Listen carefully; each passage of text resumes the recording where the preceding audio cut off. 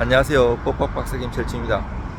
저기 보이는 게 이제 대법원이고요. 저기 법원행정처, 저기 서울중앙지방경찰청 고등경찰청이고요. 저 뒤쪽으로 서초경찰서하고 대검찰청이 있어요. 여기 잠깐 일 보고 오늘은 이제 재산 명시 그리고 채무불이행자 명부등재 이런 거 신청하는 거하고, 반대로 채무자로서 이런 걸 받았을 때 조치에 대해서 가르쳐 드릴게요. 이제 먼저 재산 명시 같은 거, 우리가 이제 돈 안 갖고 예를 들어서 뭐 판결에서 진다든지 판결문이 채권자가 가지고 있고, 아니면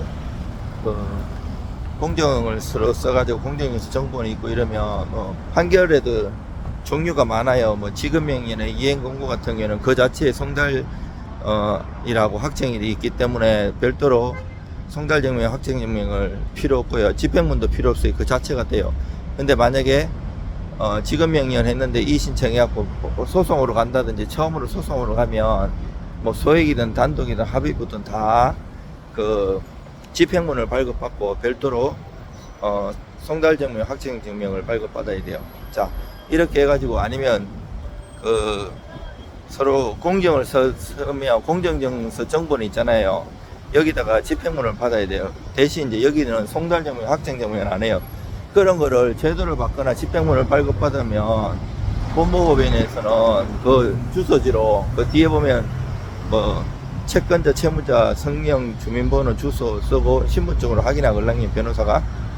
그러면 그걸로 보내게 돼 있어요. 통지가 될 수 있기 때문에 신속하게 조치를 해야 되고요. 그냥 만약에 집행문이나 제도를 발급받고 가만히 냅두면 이미 그 사람한테 통지가 돼가지고 채무자 주소가 안 바뀌었으면 도달될 거잖아요. 그러면 재산을 숨길 수도 있겠죠.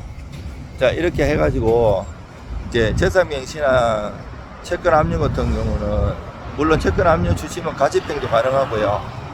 청구 취지의 소장에 피고는 원고에게 뭐 검 1억 및 소장보험 송달일 다음 날부터 연 12%의 다 갚을 때까지 지급하라. 아니면 소송 비용은 피고의 부담으로 한다. 그리고 3.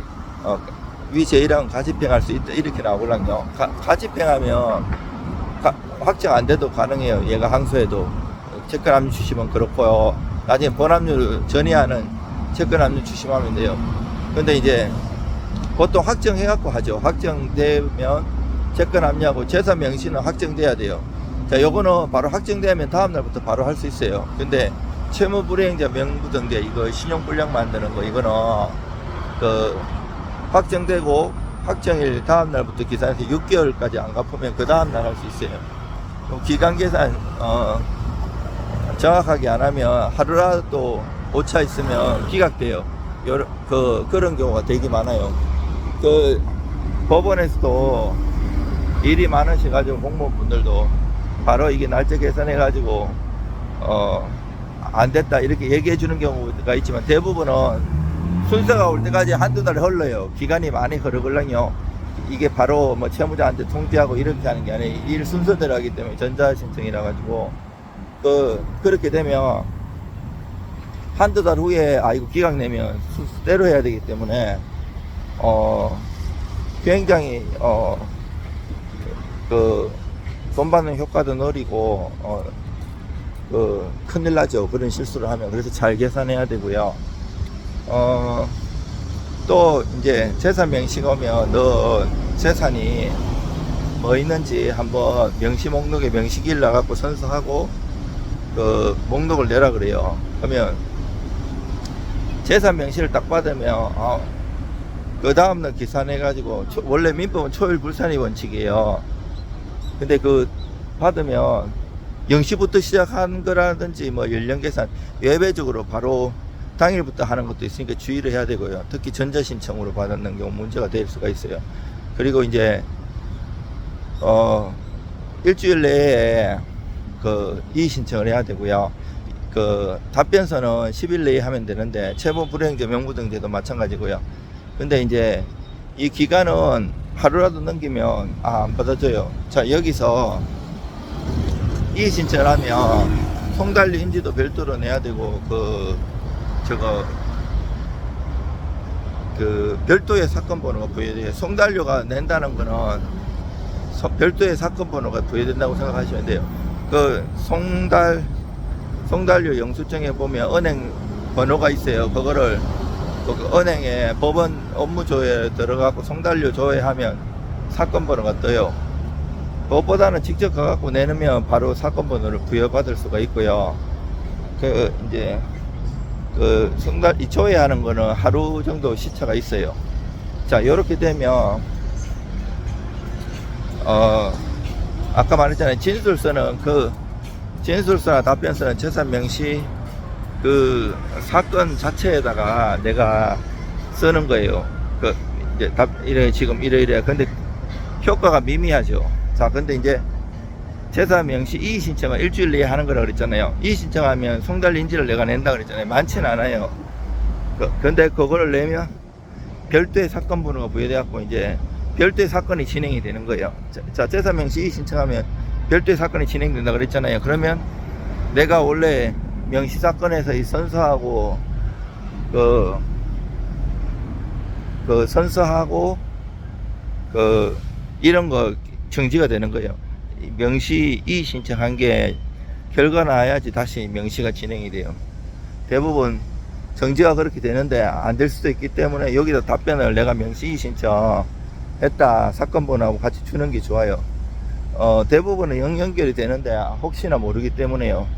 특히 우리가 이제 경매 같은 거 할 때 배당이의 소송 이런 거 할 때도 배당이의 소를 하는 거는 일반 단독 사건이거든요. 금액이 상관없이 이해하는 금액이 상관없이. 그러면 자, 집행법원 강제집행법원은 저 멀리 딸로 있어요. 뭐 별관에 중앙지방법원 같은 경우는 사별관에 있고, 만약에 배당이의 소는 단독 종합민원실에 내야 돼요. 이 법원이 전자로 딱 연결되는 게 아니에요. 내가 배당이의 소송했다는 그 소송 기록 접수 통지 소송 사건 번호하고 이렇게 접수증 달라 그래 가지고요. 그거를 갖다 줘야 돼요. 저기 집행법원에다가 보정수용식으로 해갖고 나 이렇게 배당이 했다고. 그거 안 하면 실무에서 그런 걸 놓쳐가지고 문제가 많이 돼요.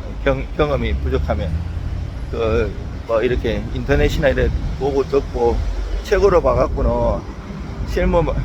실무도 10년 이상 안 하면 안다고 할 수가 없어요. 무슨 일이든지 정말 하나의 일마다 법무사 일마다 이 간단한 것 같아도 노하우가 상당해요. 자, 이러면 이의 신청 맞잖아요. 일하면 이제 기간은 한 달에서 6개월 사이에 연기가 되는 거죠. 여기서 이제 답변을 많이 하면서, 그리고 또 전화가 오겠죠. 채무자한테 하면 고객이 법무사 변호사가 전화 받고 이런 거는 안 해줘요. 비용도 적게 받는 거고, 이제 당사자하고 오면 주심 회사든 아니면 채권자 있잖아요. 잘 합의했고 내 이렇게 어렵다. 어차피 채무 불이행이나 재산 명식 보낼 정도면 못 받는다고 생각하는 경우도 있어요.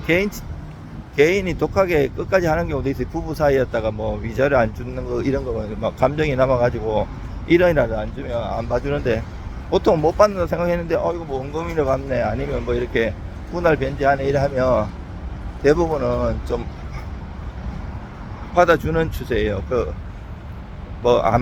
그거는 사실 케이스 바이 케이스이기는 해요. 제가 인터넷상이기 때문에 뭐 이렇게 일반적인 얘기를 하는 거고, 특이한 얘기는 다 얘기하면 뭐 하루 전도록 떠들라도 다 얘기를 못하죠.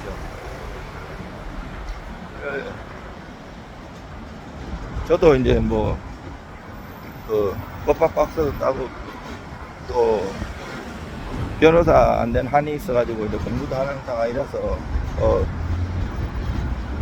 돈 벌라고 뭐 옛날에 법무사 할 때도 뭐 아동바동하고 그런 스타일이 아니에요. 지금은 잠시 법무사보다는 사무장으로 등록해가지고 법무일은 열심히 하고 있죠. 근데 이제 많이 도와주는 추세죠. 그냥 재능 기부 차원도 있고요. 근데 이제 보면 대부분 손님들은 99%는 괜찮은 사람들이 착하고 도와주려고 이러는데 1% 보면 사람이 아닌 사람이 있어요. 진짜 방금도 어린 여자애 그 했는데 자기가 무리하고 막 못됐으면서 어유 그 문자로 뭐라고 보냈는데 대답도 안 했어요. 어이가 없어가지고요. 예, 그런 경우도 있는데 뭐 손님하고 싸울 필요도 없어요. 내가 그런 사람이 아니 또 똑같이 하면 내가 그 수준이 되는 거거든요. 선생님들도 많이 힘드시고 그럴 거예요. 근데 보면 그 다 내 맘 같지 않고 사람들이야. 별 희한한 사람들도 다 있어요. 항상 아이고 저도 이제 달간 50대가 훨씬 이제 쑥 지나버리니까 별의별 일을 하도 저도 개인사가 많았어요. 별의별 일 정말 친구 도와주다가 사기도 당해보고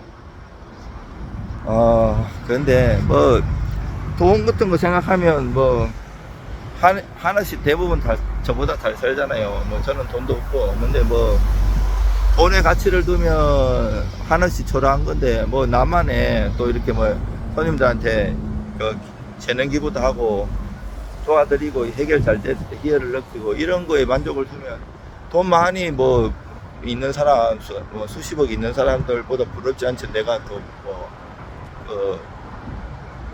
내 나만의 가치에서 내가 더 행복할 수가 있으니까요. 그리고 뭐 너무 현실의 고난이 힘들다고 해가지고 뭐 기죽지도 마시고 좌절하지 마시고 또 보면 굉장히 뭐 사업도 안 되고 어려워갖고 망하고 이랬던 사람이 언제가 보면 4, 5년 지나가지고 엄청 잘 돼갖고 있는 경우도 사람 인생은 모르니까 지금 이 유튜브 보시는 분들은 사실 많이 채권자보다는 채무자가 많으실 거예요. 힘드시고 이러더라도 용기 잃지 마시고 힘내세요. 막 버티다 보면 또 좋은 시절도 오걸랑요. 힘내세요. 저도 뭐 업무 일하고 법박박사 하지만 뭐 하루에 한 끼 먹어요. 물론 다이어트 그것도 있는데 제가 최근에 한 9kg 뺐어요. 배가 이만큼 나왔다가 밤에 안 먹으니까 낮에는 한 끼 먹을랑요. 낮에 한 끼 먹는데 밤에 2시 3시 돼서 이제 그 공바다 배고프면 라면 끓여 먹고 이랬지만 85kg까지 쪘다가 지금 많이 줄었어요. 한 8kg 정도. 네. 75kg까지 1, 2kg 더 빨리 빼려고 하고 있습니다. 여러분들 힘내시고 건강하십시오.